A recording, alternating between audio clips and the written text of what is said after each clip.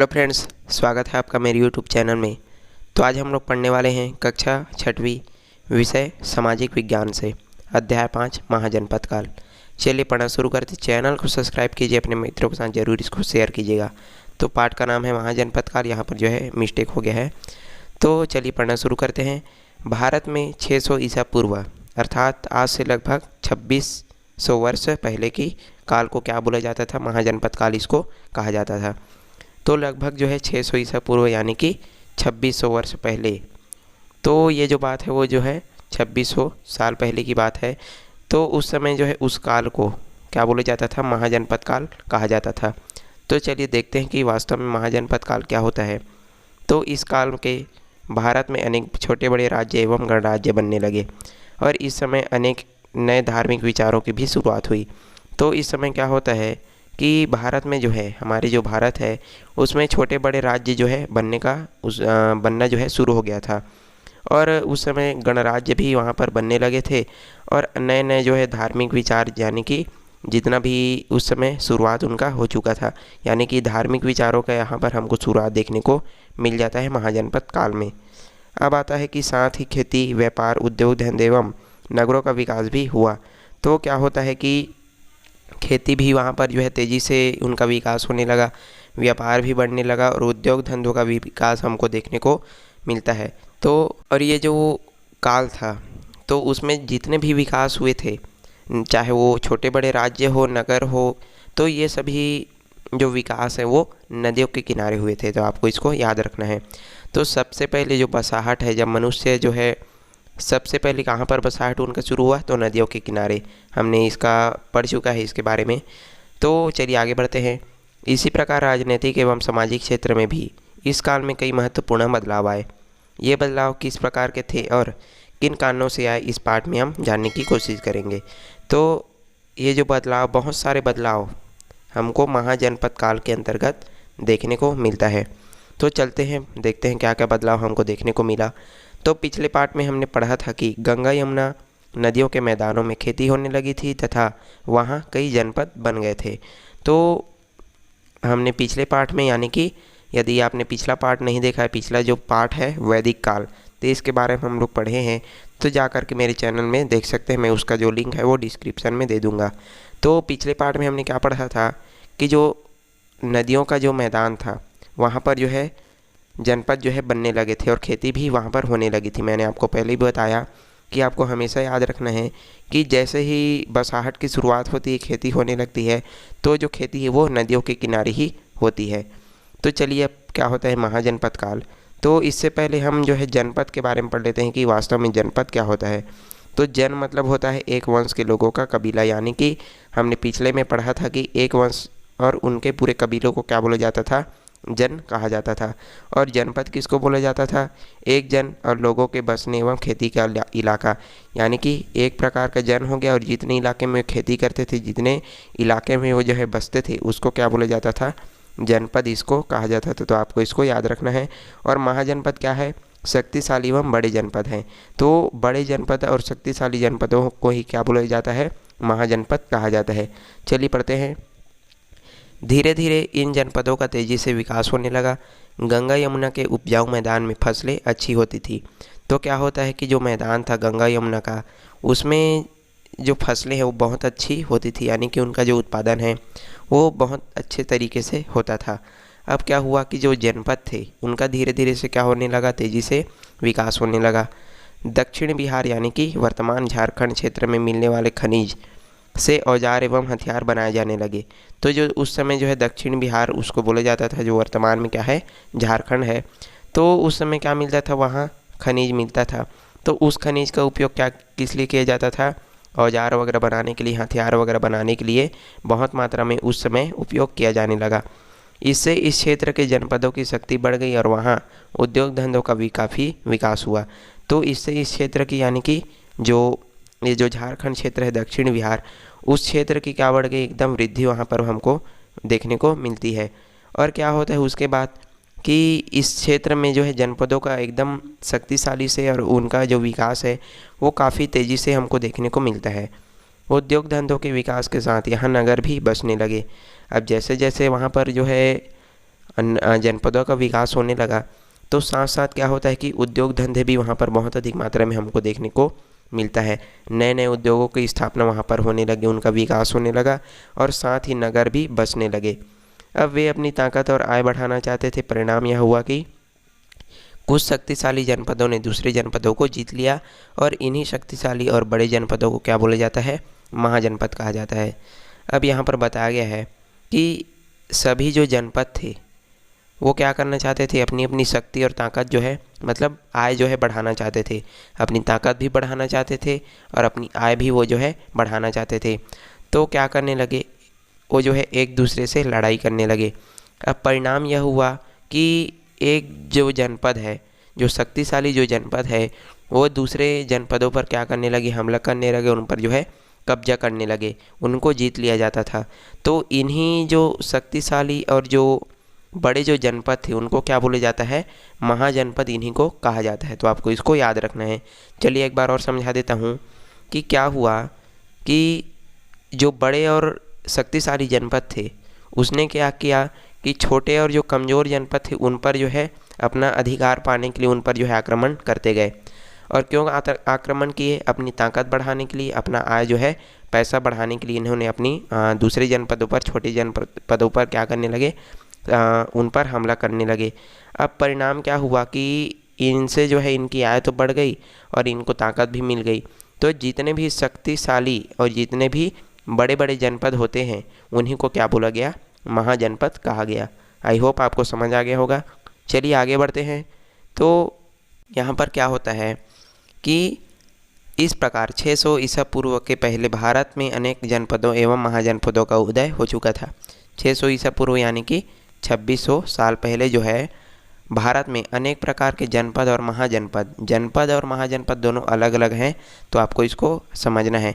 महाजनपद कौन थे, जो शक्तिशाली और एकदम बड़े जनपद थे उनको बोला जाता था महाजनपद। और जनपद किसको कहा जाता था, तो जन मतलब लोगों के द्वारा, लोग जहाँ पर जो है लोग बसते थे और जितने इलाके में खेती करते थे उसको क्या बोला जाता था, जनपद बोला जाता है। तो आपको इसको कन्फ्यूज नहीं होना है।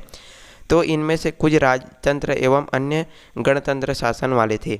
तो कुछ जो है, तो इस समय क्या होता है कि किसी में जो है राजतंत्र देखने को मिलता है, किसी में गणतंत्र देखने को मिलता है। तो राजतंत्र क्या होता है भैया, तो राजतंत्र में जो है राजा शासन करता था उन बड़े बड़े जनपदों में, उन शक्तिशाली जनपदों में, और गणतंत्र में यानी कि लोगों द्वारा जो है राजा चुना जाता था। तो उसी समय की बात बताने वाले ग्रंथों के अनुसार उन दिनों पूरे भारत में 16 महाजनपद थे और ये सभी महाजनपद बहुत ही क्या थे, प्रभावशाली थे और बहुत ही शक्तिशाली थे। तो टोटल मिलाकर के 16 महाजनपद थे उन दिनों, यानी कि 2600 साल पहले जो है जब जनपदों का विकास होने लगा था। तो महाजनपद काल के समय जो है टोटल 16 जो है महाजनपद थे और ये जो है बहुत ही शक्तिशाली थे और इनका प्रभाव भी काफ़ी अच्छा था। अब इन महाजनपदों में से अंग, काशी, कौशल, मगध आदि में राजतंत्र शासन की व्यवस्था थी। राजतंत्र शासन यानी कि राजा के द्वारा इनका शासन जो है किया जाता था। इन जो बड़े बड़े जितने भी यहाँ पर जनपद नाम लिखे गए हैं, अंग, काशी, कौशल, मगध, तो इन सब में जो है राजा का क्या था, शासन था और यही जो है उनको चलाता था। तो इस व्यवस्था में शासन राजा के द्वारा किया जाता था। इसमें राजा का पद वंशानुगत होता था, अर्थात राजा के मरने के बाद उसका जो बड़ा बेटा राजा बनता था। तो इसमें क्या होता था कि ये जो जहाँ पर जिन जनपदों में जिन महाजनपदों में क्या होता है कि राजतंत्र शासन की व्यवस्था थी, यानी कि राजा द्वारा जो है शासन चलाया जाता था। तो इसमें जो है राजा का जो पद है वो क्या होता था, वंशानुगत, यानी कि जैसे ही राजा मर जाता तो उसका जो बेटा होता था वो जो है राजा बनता। जैसे कि हो गया राजा, तब जब राजा मर गया तो उसका बेटा राजा बना, अब इसका ये जो है मर गया, फिर उसका बेटा राजा बना, फिर उसका बेटा राजा बना। तो इसी को क्या बोला जाता है, वंशानुगत होता। तो इसी को बोला जाए, यहाँ पर बताया गया है कि अर्थात ये जो राजतंत्र की जो शासन व्यवस्था थी वो जो है वंशानुगत होती थी। जैसे आप फिल्मों में वगैरह में देखे होंगे, पिक्चर वगैरह में, कि जैसे राजा मरता है तो उसका बेटा जो है राजा बन जाता है। ठीक उसी प्रकार से इन महाजनपदों में भी राजतंत्र शासन व्यवस्था थी। लेकिन हर महाजनपद में थी ऐसी बात नहीं है। कुछ जो महाजनपद थे उनमें क्या था, गणतंत्र, यानी कि लोगों के द्वारा राजा चुना जाता था। चलिए आगे बढ़ते हैं।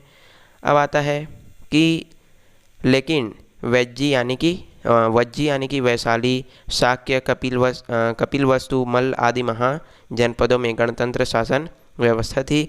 गणतंत्र शासन व्यवस्था में शासन एक ही वंश के पुरुष की एक सभा के द्वारा किया जाता था, यानी कि इसमें जो है एक सभा बुलाई जाती थी और उनमें जो है वंश के जो पुरुष होते थे, एक वंश के जो पुरुष थे उसको जो है राजा चुन लिया जाता था। तो यह सभा अपने सदस्यों में से किसी एक को कुछ समय के लिए राजा भी चुन लेती थी। तो क्या होता था, एक सभा जो है बुलाया जाता था और उनमें से जो है किसी एक सदस्य को क्या चुन लिया जाता था, राजा जो है चुन लिया जाता था सभी के मत से। तो इस प्रकार की जो व्यवस्था थी उसको क्या बोला जाता है, गणतंत्र शासन व्यवस्था। गण मतलब जो है लोग और उनके द्वारा जो चुना गया है, तो उसी के द्वारा यहाँ पर गणतंत्र शासन व्यवस्था हमको देखने को मिलती है। तो क्या समझे आप लोग कि कुछ जो महाजनपद थे उनमें जो है क्या था, राजतंत्र था, यानी कि राजा के द्वारा ये जो है चलाया जाता था। और कुछ जो महाजनपद थे उनमें क्या था, गणतंत्र, यानी कि ये जो है लोगों के द्वारा चुनाया जाता था। यहाँ तक इतना समझ आ गया हो। चलिए आगे बढ़ते हैं। तो यह जो है क्या करता था, कुछ समय के लिए अपना राजा भी ये जो है अपने में से चुन लेते थे और राजा का यह पद जो है वंशानुगत नहीं होता था।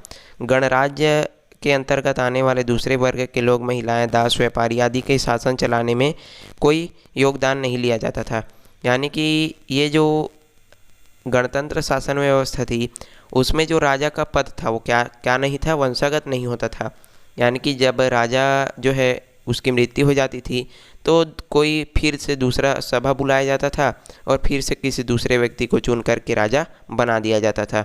तो इस प्रकार से जो है गणतंत्र शासन व्यवस्था में चला जाता था। अब इसमें जो है महिला, दास, व्यापारी इन सब को जो है अपना जो शासन चलाने वाले के लिए योग्य नहीं माना जाता था। यानी कि इसमें महिलाएं, दास वगैरह जितने भी थे और दूसरे वर्ग के लोग थे उनको जो है इसके लिए योगदान इनको नहीं दिया जाता था, यानी कि इनको जो है किसी में सहयोग नहीं होता था। तो गणतंत्र शासन की यह व्यवस्था कुछ छोटे गणतंत्रों में बहुत लंबे समय तक चलती रही। तो जितने भी छोटे छोटे जो महाजनपद थे उनमें जो है ये जो गणतंत्र शासन व्यवस्था बहुत लंबे समय तक जो है चलती रही। मगध, वज्जी जैसे कुछ महत्वपूर्ण गणराज्यों का अंत मगध जैसे शक्तिशाली राज्यों के साम्राज्य विस्तार की नीति के कारण हो गया। तो जो वज्जी इतने जो छोटे छोटे जो गणराज्य थे उनका जो अंत है वो जो है मगध जैसे जितने भी शक्तिशाली जो गणराज्य थे उनके आने पर जो है इनका अंत हो जाता है। यानी कि हमने पहले भी पढ़ा कि ये जो है अपनी आय और अपनी जो ताकत बढ़ाने के लिए एक दूसरे से क्या करते थे, युद्ध करते थे और एक दूसरे को ये जो है जीत लिया जाता था और इस प्रकार से जो है एक दूसरे में अपने को संभाल लेते थे। चलिए आगे बढ़ते हैं। याद रखिए कि वंशानुगत क्या होता है कि पिता से पुत्र को मिलने वाला पद है, यानी कि जैसे ही पिता की मृत्यु हो जाती है तो उसका पुत्र उसका मालिक बन जाता है। अब राजतंत्र शासन व्यवस्था क्या है कि वह व्यवस्था जिसमें शासन किसी राजा या रानी द्वारा वंशानुगत रूप से किया जाता है। तो इसमें बोला गया है कि जो राजतंत्र शासन व्यवस्था है उसमें जो शासन है वो राजा या रानी के द्वारा वंशानुगत किया जाता है। जैसे राजा की मृत्यु हो गई तो उसका बेटा राजा बना या फिर उसकी पत्नी जो है रानी बनती है। तो इस प्रकार से राजतंत्र शासन व्यवस्था है। तीसरे नंबर पर आता है गणतंत्र। तो गणतंत्र यानी कि जिससे जो है व्यक्ति को एक निश्चित समय के लिए क्या चुना जाता है, राजा चुन लिया जाता है। तो इसको बोला जाता है गणतंत्र शासन व्यवस्था। मान लो कि उसको 2 साल के लिए क्या चुन लिया गया, राजा चुन लिया गया। अब फिर जो है 2 साल के लिए फिर दूसरे को राजा चुना जाता है। तो इस प्रकार से जो है गणतंत्र शासन व्यवस्था थी। अब आता है चौथे नंबर पर राज्यों एवं गणराज्यों में, ये तो मात्र आपको इतने बस को याद रखना है, ये जो है क्वेश्चन था। अब आता है मगध साम्राज्य का उदय। तो आप सभी लोगों ने इसका नाम सुना है कि मगध साम्राज्य ये जो है बहुत ही शक्तिशाली जो है साम्राज्य था। तो अब चलते हैं इसके बारे में पढ़ते हैं। तो 544 ईसा पूर्व से 223 ईसा पूर्व तक महाजनपद काल कहा जाता है।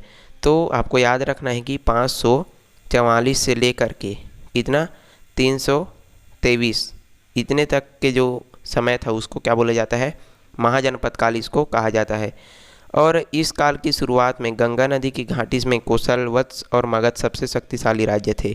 तो ये जो राज्य थे कौन कौन से, कोसल, वत्स और मगध। तो ये जो है बहुत ही शक्तिशाली, बहुत ही ताकतवर जो है राज्य थे। अब आता है राज्यों का उदय किस प्रकार से होता है, अब इसके बारे में हम लोग पढ़ने वाले हैं। और ये जो है कहाँ पर बसा हुआ था, गंगा नदी की घाटी यानी कि गंगा के मैदान में ये जो है बसे हुए थे। अवंती एक अन्य शक्तिशाली राज्य था जिसकी राजधानी क्या थी, उज्जैन थी। तो ये जो अवंती थी वो जो है एक अन्य शक्तिशाली जो है राज्य था, तो और उसकी राजधानी क्या थी, उज्जैन। उज्जैन आप सभी लोग जानते हैं, जहाँ जो है महाकाल का नगरी उसको बोला जाता है, तो वही उज्जैन इसकी क्या थी, अवंती की राजधानी थी। अब ये जो है क्या करने लगे, अपने अपने राज्यों की सीमाओं को बढ़ाने के लिए आपस में लड़ते रहे। लेकिन अंत में सबसे शक्तिशाली राज्य के रूप में कौन आया, मगध साम्राज्य का उदय हुआ, जिसमें अनेक राज्य एवं गणराज्य हुए।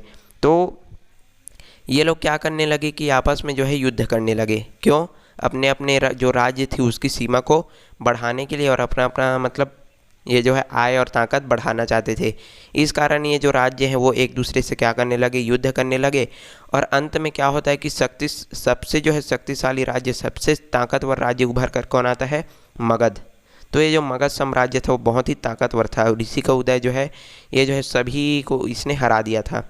अब क्या होता है कि जिसने जो है इसमें क्या था कि अनेक जो है राज्य और गणराज्य जो है इसके अंतर्गत आ गए थे, मतलब इसने सभी को जो है पूरी तरह से जीत लिया था। और राज्य को शक्तिशाली बनाने में वहाँ का राजा एवं जनता के अलावा वहाँ की प्राकृतिक संपदा का काफ़ी जो है योगदान रहा। तो क्या आप बताते हैं कि इस राज्य को यानी कि जो मगध साम्राज्य था उसको शक्तिशाली ताकतवर जो है बनाने के लिए वहाँ के राजा और वहाँ की जनता, इनका तो योगदान था ही, और साथ साथ वहाँ की प्राकृतिक संपदा थी जैसे खनिज लवण इत्यादि, तो इनका भी योगदान काफ़ी इनको प्राप्त होता है मगध साम्राज्य को। अब मगध की भूमि बहुत ही क्या थी, उपजाऊ थी, यानी कि यहाँ जो है फसल वगैरह अच्छे से उत्पादन होता था, यहाँ जो है फसल अच्छे से उगती थी। तो इससे कृषि उपज अच्छी होने लगी और दक्षिण क्षेत्र में लोहे प्रचुर में मिलता था। तो ये जो मगध साम्राज्य का तो जो दक्षिण क्षेत्र था वहाँ पर लोहा जो है प्रचुर मात्रा में मिलता था, ये जो प्राकृतिक जो है। तो इससे क्या होता है कि इससे जो है औजार और हथियार बनाए जाने लगे, और इस प्रकार प्राकृतिक संपदा ने मगध को क्या कर दिया, शक्तिशाली बना दिया। तो हमने देखा कि प्राकृतिक संपदा ने इस मगध साम्राज्य को काफ़ी योगदान मिला था। तो यहाँ पर क्या मिलता था, जो मगध साम्राज्य का तो जो दक्षिण भाग था वहाँ पर लोहा प्रचुर मात्रा में मिलता था। अब ये लोग जो है लोहे से क्या करने लगे, औजार हथियार ये जितने भी आवश्यक जो चीज़ थे वो जो है बनाने लगे। और इस प्रकार से ये जो प्राकृतिक संपदाएं थी उन्होंने ये जो मगध को इतना शक्तिशाली जो है बना दिया। अब आता है बिंबिसार। तो बिंबिसार कौन है भैया, चलिए देखते हैं। तो बिंबिसार मगध का पहला राजा था। आपको याद रखना है कि जो मगध साम्राज्य का पहला राजा कौन था, बिंबिसार। तो उसने एक शक्तिशाली सेना बनाई, उसने सेना एवं नीति दोनों से काम लेकर के मगध को शक्तिशाली बनाना शुरू कर दिया। तो ये जो बिंबिसार था वो कौन था, मगध साम्राज्य का सबसे पहला राजा था। और इसने क्या किया, बहुत ही शक्तिशाली सेनाएं इसने बनाई, और सेना के साथ साथ ये जो है नीति दोनों से ये जो है काम करते थे। सेना भी ये जो है उपयोग में लाते थे और अपनी नीतियाँ भी ये जो है उपयोग में ला करके अपने मगध साम्राज्य को बहुत ही शक्तिशाली बनाने इसने शुरू कर दिया। उसने सबसे पहले कौशल की राजकुमारी से क्या किया, विवाह किया। तो सबसे पहले ये जो बिंबिसार था, जो कि कौन था, मगध का पहला राजा, तो इसने क्या किया कि वहाँ कौशल की राजकुमारी से अपना विवाह जो है मतलब कर लेता है, और इससे दहेज के रूप में उसे काशी का राज्य मिल गया। अब जैसे ही ये जो है कौशल की राजकुमारी से विवाह करता है तो इसको दहेज में क्या दे दिया जाता है, यानी कि बिंबिसार को काशी का राज्य इनको दे दिया जाता है। अब इसके बाद वैशाली की राजकुमारी से विवाह कर वहाँ का समर्थन पाया। अब पहले तो इसने कहाँ कौशल की राजकुमारी से विवाह कर दिया, अब इसको जो है काशी तो मिल गया। अब उसके बाद क्या किया, इसने फिर से दूसरा विवाह किया, किससे, वैशाली की राजकुमारी। अब यहाँ फिर उसको जो वैशाली है वो जो है प्राप्त हो जाता है। अब उसने दूर के जनपदों से मित्रतापूर्ण क्या रखा, संबंध रखा, लेकिन अपने पड़ोसी जनपद पर चढ़ाई करके उसकी राजधानी चंपा पर अधिकार कर लिया।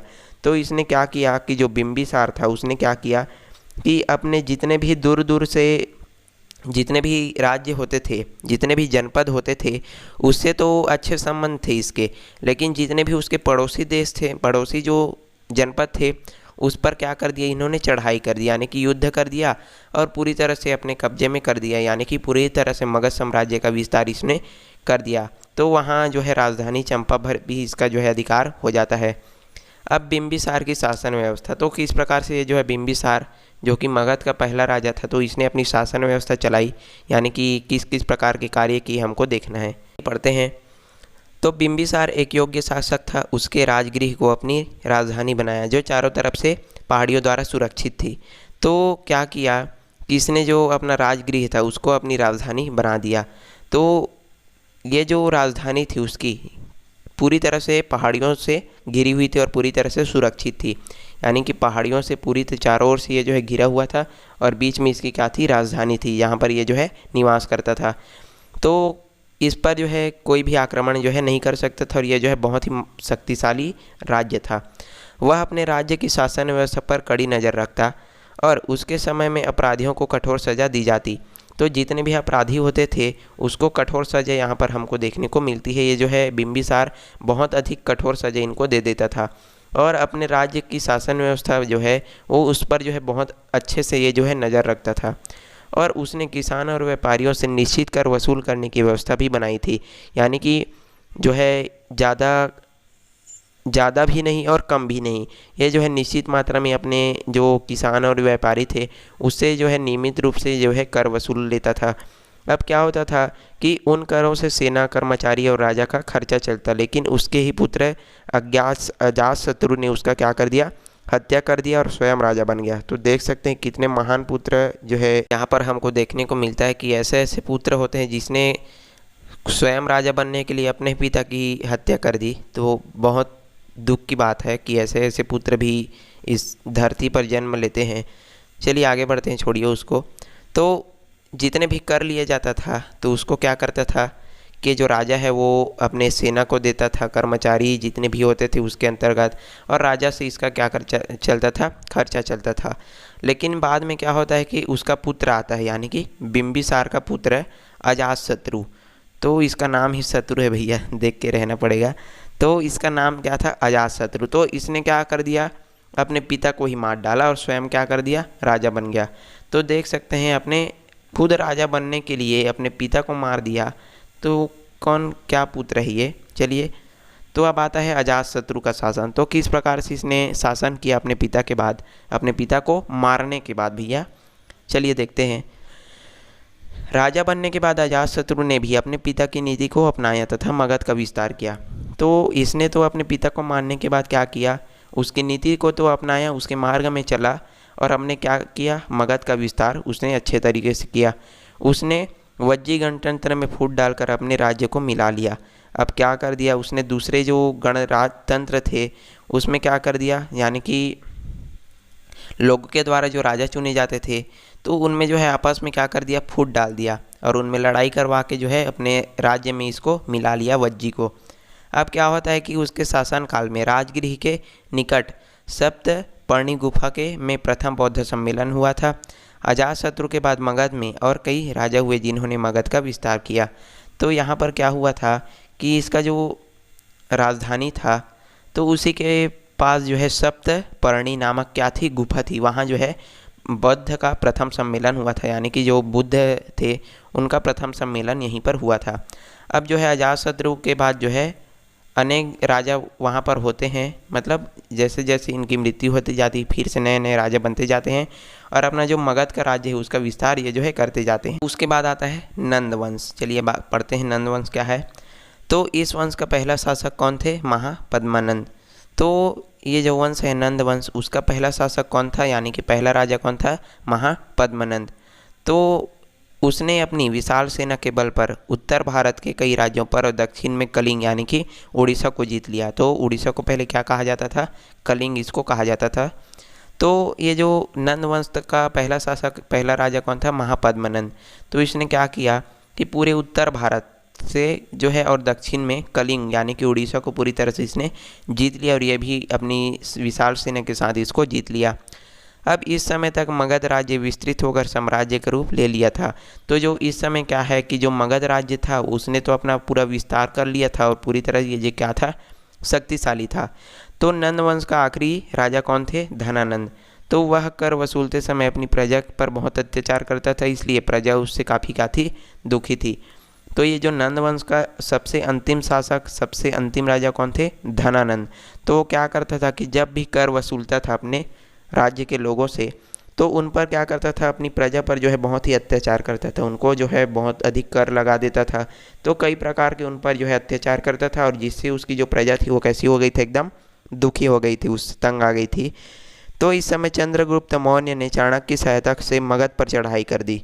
तो क्या होता है कि मगध था एकदम शक्तिशाली, तो जो चंद्रगुप्त मौर्य थे उसने चाणक्य की सहायता से क्या कर दिया? मगध पर एकदम चढ़ाई कर दी, और युद्ध में धनानंद मारा गया। इस प्रकार मगध में मौर्य वंश की जो है शुरुआत हो जाती है। अब क्या हो गया, जो धनानंद था वो एकदम मारा जाता है चंद्रगुप्त मौर्य के हाथों, और फिर से जो है मगध में जो है मौर्य वंश का शासन चालू हो जाता है। अब वो जो है मौर्य वंश का हो जाता है मगध जो साम्राज्य था। अब आता है महाजनपद में जीवन काल, मतलब जनजीवन। तो उस समय जो है लोगों का जनजीवन किस प्रकार था, महाजनपद जब काल जो है चल रहा था, तो उसके बारे में हम लोग पढ़ने वाले हैं। चलिए पढ़ते हैं। महाजनपद में राजा बहुत शक्तिशाली होता था, वह अपने राज्य में शासन एवं न्याय करता था। तो जो महाजनपद काल में जितने भी राजा होते थे वो बहुत ही क्या होते थे? शक्तिशाली, एकदम ताकतवर होते थे। वह अपने राज्य में शासन एवं न्याय भी वो जो है किया करता था। तो अपनी सहायता के लिए वह मंत्री, सेनापति एवं अन्य कर्मचारियों की क्या करता था? नियुक्ति करता था। तो आप सभी लोग देखे होंगे कि राजा के लिए मंत्री, राजा के पास क्या होता है? मंत्री होता है, सेना का सेनापति होता है, और अन्य कर्मचारी भी होता है सभी के तरह से। तो इस प्रकार से वो भी क्या करता था, जिस प्रकार जो सामान्य राजा करता है, ठीक उसी प्रकार से वहाँ जो महाजनपद काल में के जो राजा थे वो भी किया करते थे अपनी सहायता के लिए। अब इस समय गांव में एक मुखिया होता था जो राजा एवं गांववासियों के बीच कड़ी का काम करता था। तो क्या होता था कि गांव-गांव में, हर गांव में क्या होता था? एक मुखिया होता था जो क्या करता था कि जितने भी गांव का जो बात है उसको राजा को क्या करता था? बताता था। जितना भी कोई भी परेशानी होता है उसको जो गांव का मुखिया होता था वो राजा के पास जा कर के बता देता था। तो एक कड़ी का यहाँ पर जो है काम किया करता था। कौन? गांव का मुखिया। तो गांव के लोग मुख्य रूप से खेती और पशुपालन करते थे, और जिन गांव में उद्योग धंधे जैसे शिल्पकारी, कारीगिरी, धातु कर्म, बढ़ईगिरी और व्यापारी अधिक हुए, वे गांव धीरे धीरे नगरों का रूप लेने लगा। तो ये जो महाजनपद काल के समय में जो लोग क्या करते थे, गांव के लोग मुख्य रूप से खेती और पशुपालन ये जो है किया करते थे। और जिन गांव में कौन थे? उद्योग धंधे अधिक मतलब विकसित हुए थे, जैसे वहाँ पर जो शिल्पकार, कारीगर, बढ़ई वगैरह होते थे, तो जो गांव है वो धीरे धीरे नगर का भी रूप जो है लेने लगा। अब इनमें से कई प्रसिद्ध नगर हुए, जैसे उज्जैन, चंपा, वैशाली, राजगिरी बिहार में। तो इस प्रकार से बहुत जो नगर हैं वो धीरे धीरे से बढ़ने लगे थे। अब क्या होता है, ये तो नगर बढ़ने लगे, तो ये जो यही क्या कहलाए? महानगर कहलाए। यानी कि जितने भी बड़े बड़े जो नगर थे वो क्या कहलाए? महानगर इनको कहा जाने लगा। और इन नगरों की खुदाई से पता चला है कि यहाँ की जो मकानें हैं वो लकड़ी, ईंट व पत्थर से बनते थे।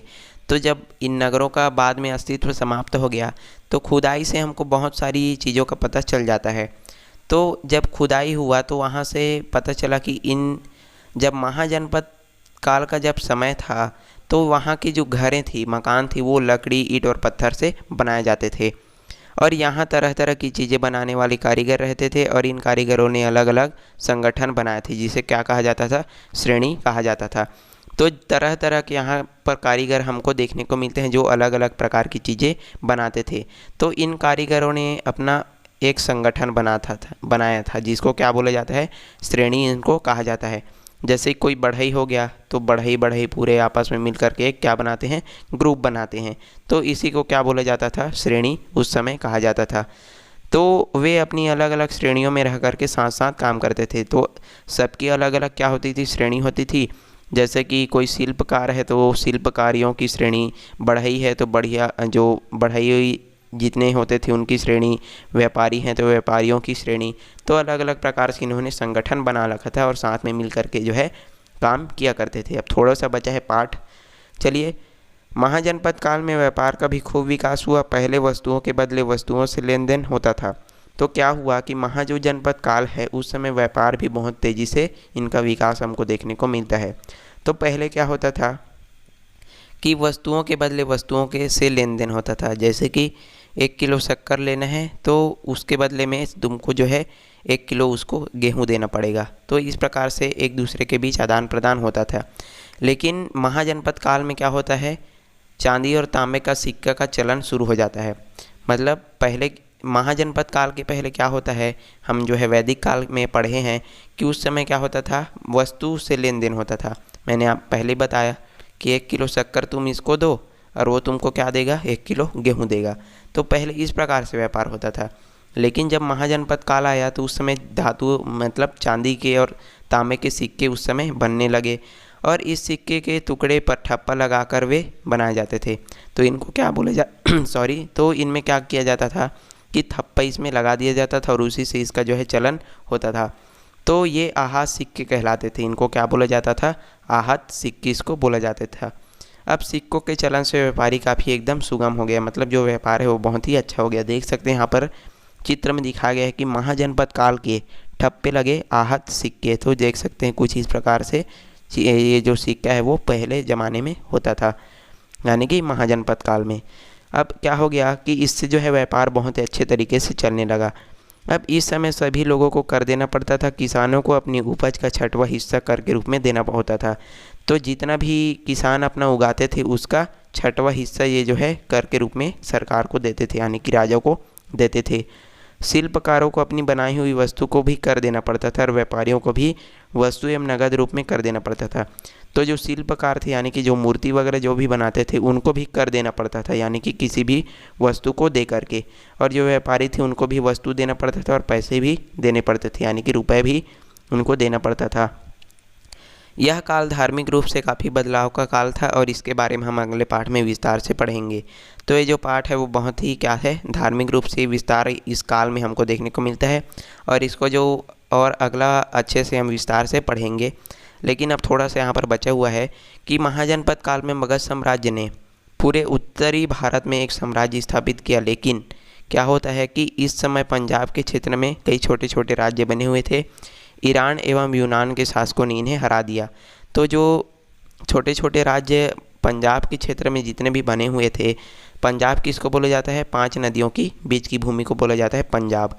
तो जो ईरान और जो यूनानी सेना थी उसने इस पंजाब के जितने भी छोटे छोटे राज्य थे उसको हरा दिया। अब आता है सिकंदर।